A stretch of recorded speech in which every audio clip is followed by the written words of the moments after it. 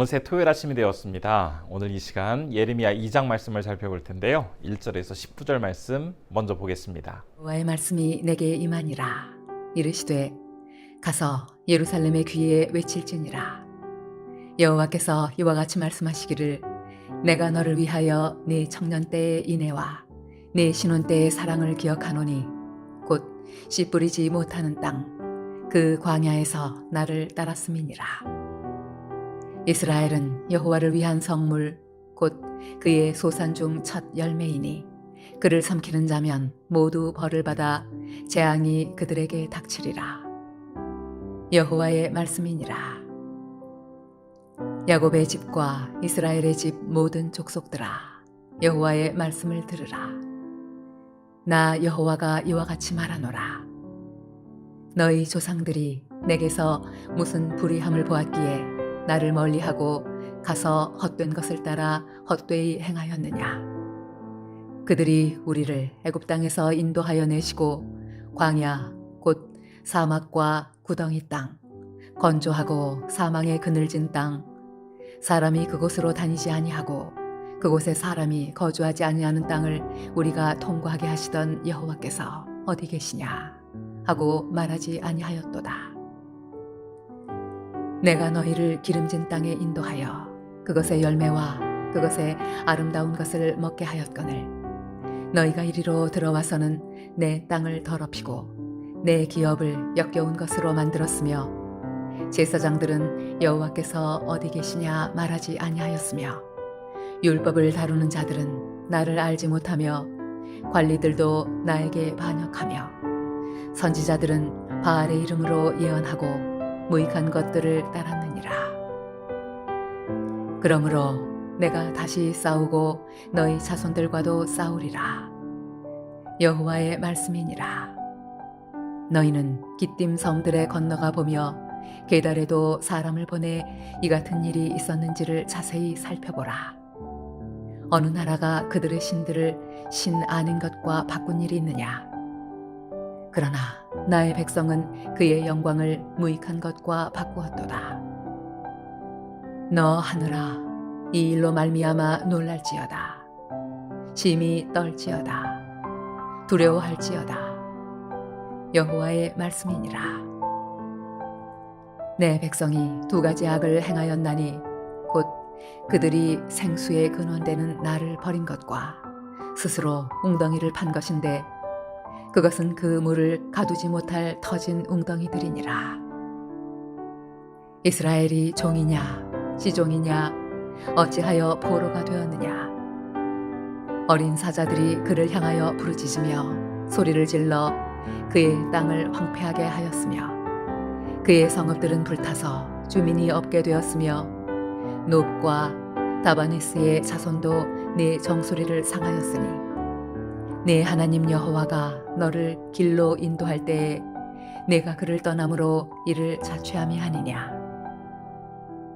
내가 시홀의 물을 마시려고 애굽으로 가는 길에 있음은 어찌 됨이며 또 내가 그 강물을 마시려고 아수르로 가는 길에 있음은 어찌 됨이냐. 내 악이 너를 징계하겠고 내 반역이 너를 책망할 것이라.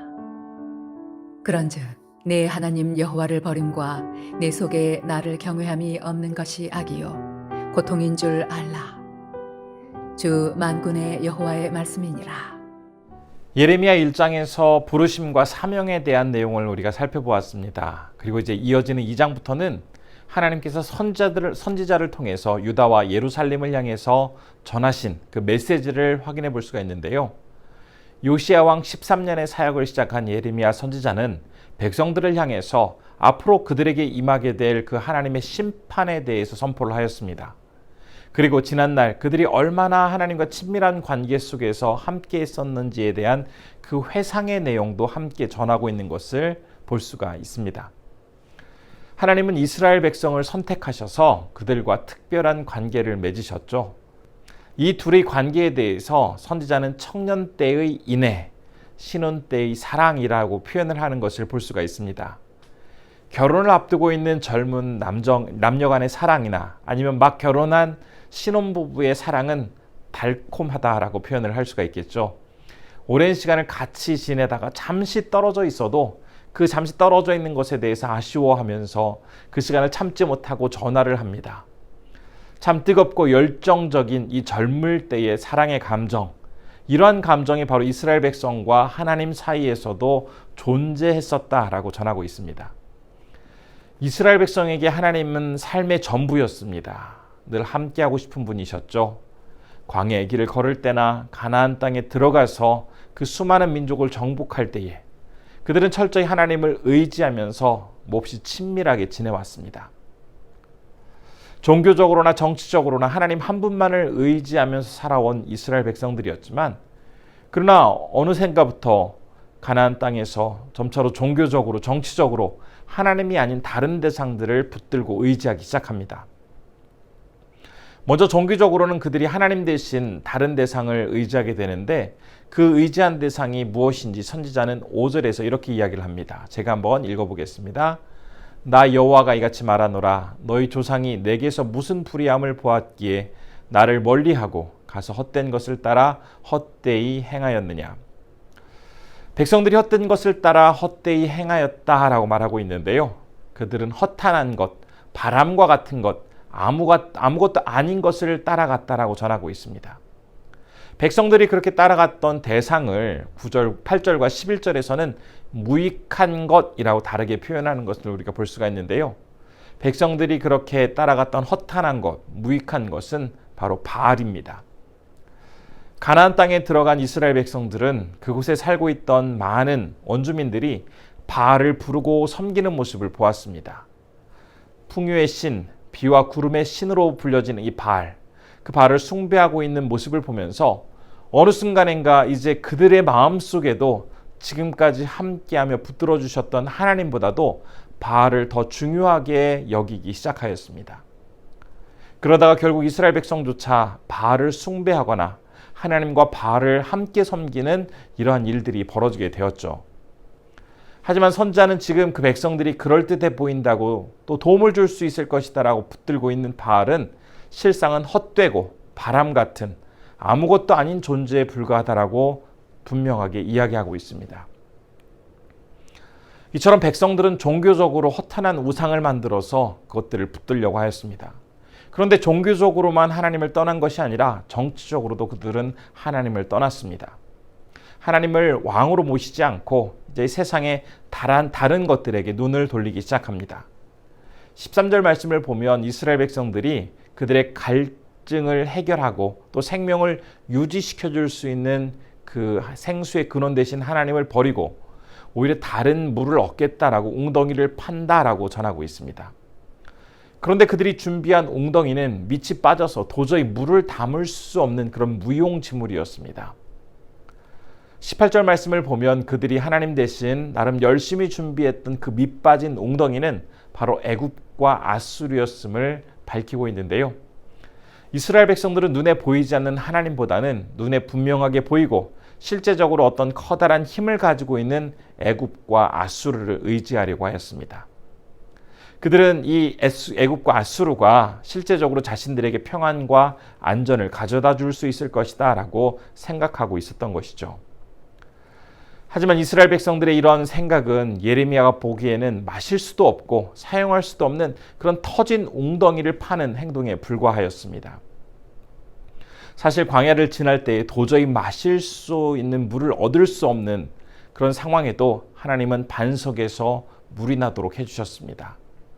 이처럼 놀라운 능력을 이미 베풀어 주셨음에도 불구하고 막상 실질적인 삶에 있어서는 실제적인 문제 앞에 있어서는 나일강과 유브라테스 강을 가지고 있는 그러한 애굽과 아수르를 의지하려고 하는 눈에 보이는 것을 붙들고 있는 백성들의 어리석음을 지적하고 있습니다. 이 아침 우리에게 주신 말씀을 통해서 참된 믿음을 가진 사람들은 어떤 선택과 행동을 해야 하는지 우리는 분명히 다시 한번 살펴볼 수가 있습니다. 먼저 자신이 살아가고 있는 현실 세계에서 단지 눈에 보이는 그 나일강, 눈에 보이는 유프라테스 강이 있고 또 겉으로 보여지는 그 막강하고 화려한 힘을 가진 그런 대상을 의지하려고 할 것이 아니라 비록 눈에는 보이지 않고 도저히 물이 날 수 없는 그런 황량한 사막이라 할지라도 그런 불가능해 보이는 상황에서도 말씀을 통해서 물을 내시고 가장 선한 길로 인도해 주시는 그 하나님만을 의지하면서 살아가는 것이 참된 믿음을 가진 사람들의 태도라는 것을 먼저 우리는 알 수 있습니다.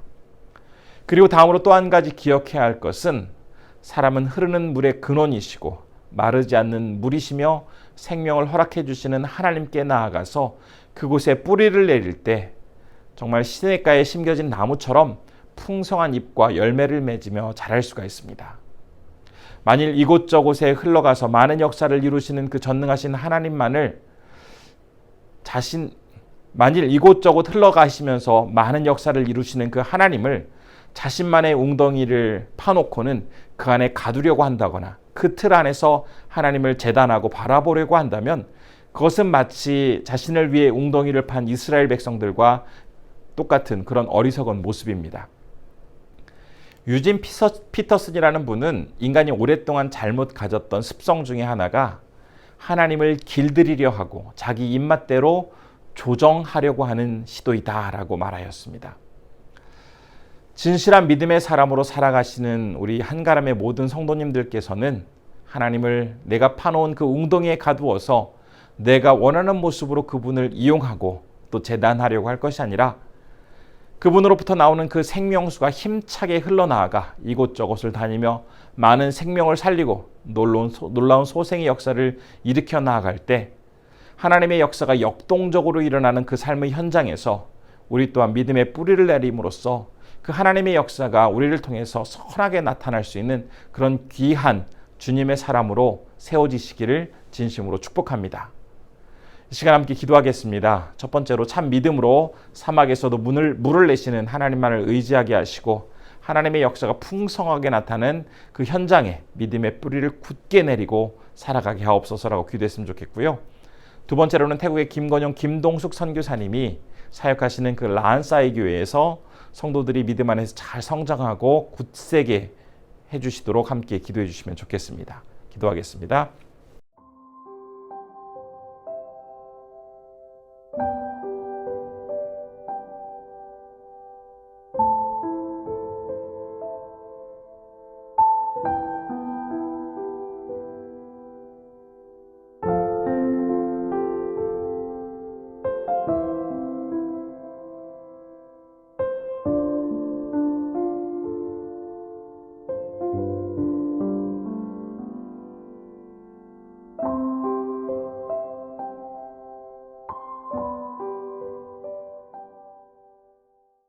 참으로 고마우신 아버지 하나님, 오늘 말씀을 통해서 참된 믿음을 가진 자들로 살아가는 것이 고맙고 감사하신 아버지 하나님, 오늘 말씀을 통해서 참된 믿음을 가진 자들이 어떻게 살아가는지를 살펴보았습니다.